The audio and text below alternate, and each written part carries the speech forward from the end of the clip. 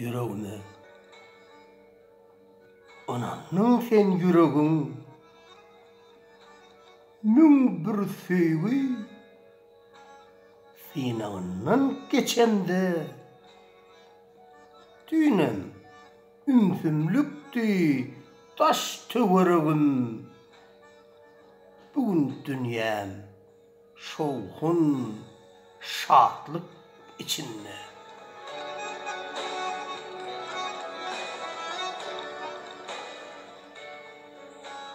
Ikbalıma biriktirdin ikbalın yaman gözden dillen seni saklayın.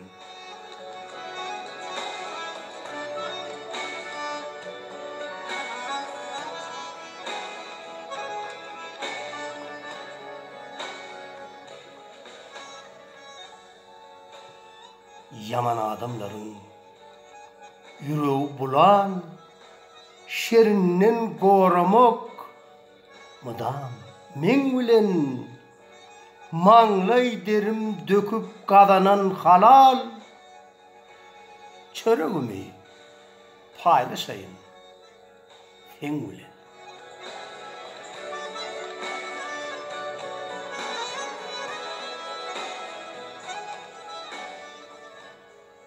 Temirliğin basılmadı akkarın men özümde enruayı saklayın.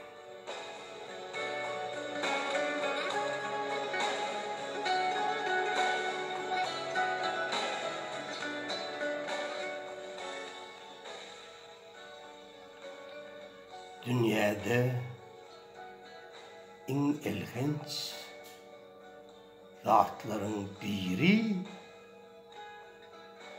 hey en eziz adamın ölenin görmek. Senden cıda düşüp kalmayın diri ikinci ölümdür. Yar sensiz yürmek.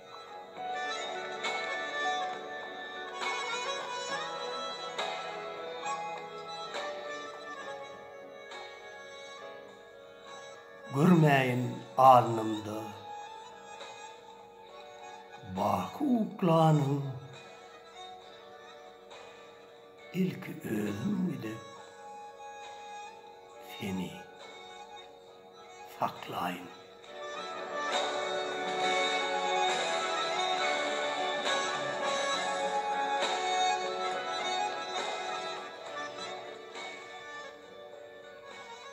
Hoşut Şamiyev, Türkmenistan'ın halk yazıcısı.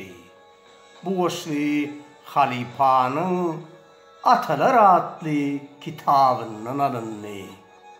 Hoşluğunu edilgelli hillen fokudu. Köp sağ olun.